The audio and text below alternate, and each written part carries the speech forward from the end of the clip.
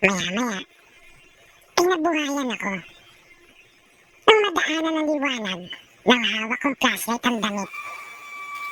Hindi naman pala ako nagkamali. Pero nang tapatan ko yun ng ilaw, ay nagtaka ako kung bakit nakahiga na sa lupa si Glenda. Habang ang dalawa pa niyang kapatid ay nakatuwad naman at parang nagsusuka. Di nagtagal, ay narinig ko sila na lumika ng mga ingay na hindi tunog na ginagawa ng isang tao. Daldal ang mga boses na parang humihingal. Nang iangat ng isang kapatid ni Glenda ang ulo nito mula sa pagkakatungo sa lupa, ay napasigaw na ako sa tindi ng takot. Malinaw na sa akin kung ano sila ng mga oras na iyon. Dahil nakita ko ang buwagag na buhok nito at mga mata na halos punuin ng mga ugat na mapupula. At grabe ang laway nito sa bunganga na sa dami noon ay nakita ko pang pumatak sa lupa. Kung paano ako hirap na pinasok ang masukal na lugar na iyon, ay ganun naman ako kadali na nakaalis doon. Halos lundagin ko ang lahat ng mga nakaharang sa daraanan ko.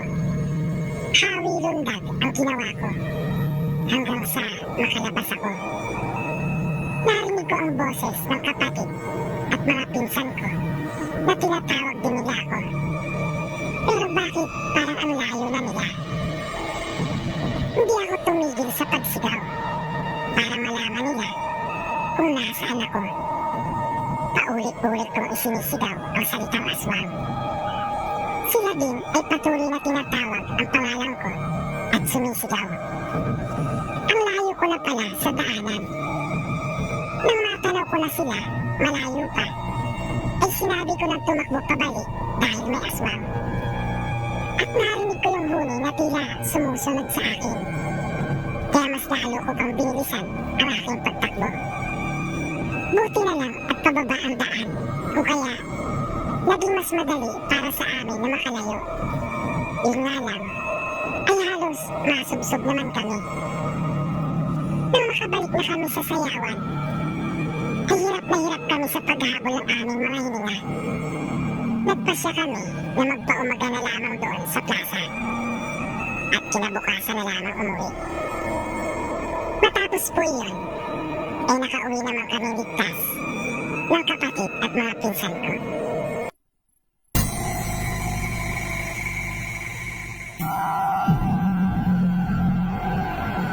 Ang ating tampok na kwento sa pagkakataong ito ay nagmula rin sa isa nating masugid na taga-subaybay. Natawagin na lamang natin siya sa pangalang Merto. Ayon sa kanya, sa edad na 15 taon pa lamang, ay marami na siyang karanasan sa mga aswang at engkanto. Halina at atin pong tunghayan ang kanyang totoong kwento ng kababalaghan. Kumusta po kayo, Sir PB, at sa inyong mga tagapakinig? Nais ko po lamang na ibahagi ang aking pong karanasan noong ako ay 15 taong gulang pa lamang. Sa edad ko pong iyan ay marami na akong nasaksihan na mga kababalaghan. Ngunit may isa po akong karanasan na hindi ko po makakalimutan. At iyan po ang nais kong ibahagi sa inyo. Sa lugar po namin sa probinsya ay may mga pinaghihinalaan ng aswang. Nalahi po talaga nila iyon kahit magmula pa sa kanilang mga ninuno.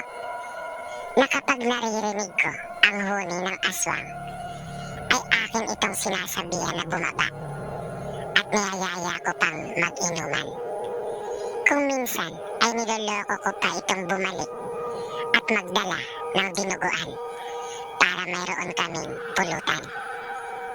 Nakadalasan pa nga ay naririnig kong humuhuni ito na halatang nanggagalaipit dahil sa ginagawa kong pambubuska dito. Malakas ang aking loob dahil mayroon po akong patalim na yari sa bronze na magkabilaan ang talim. At may nalalaman din po akong orasyon na pangontra sa mga ito na itinuro po ng aking lolo. Pero hindi sa lahat ng pagkakataon ay umaayon sa akin ang mga pangyayari. Isang gabi na nag-iinuman kami ng tuba ay may nakita po akong isang paniki na dumapo sa kulo o mas kilala sa iba na rema. Sa ibang probinsya naman ang tawag nila dito ay kamansi. 6 kami na nag-iinuman noon. Ang 4 kong mga kaibigan at ang aking ama. Sa kubo-kubo na amin pong ginawa. Nang makita ko nga po ang paniki, ay agad ko pong kinuha ang aking tirador at nilapitan ko ang puno. Nang nasa ilalim na po ako ng puno, ay akin pong tinira iyon. Narinig namin lumagitik iyon ng tamaan sa nguso. Nakita kong tumulo kaagad ang dugo nito, ngunit hindi nalaglag. Kaya, akin pa iyong pinasundan. Muli po itong tinamaan, ngunit hindi pa rin nalaglag at nanatiling nakalambitin lamang. Kaya, nagpuntahan na ang aking mga kaibigan upang akyatin ang paniki sa puno. Ngunit nang makalapit na ang mga kaibigan ko sa puno, ay bigla itong nawala. Na hindi naman namin itong nakita na lumipad.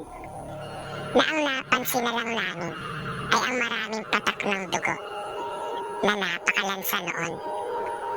Matapos iyon, ay umikot pa kami sa kabilang panig ng puno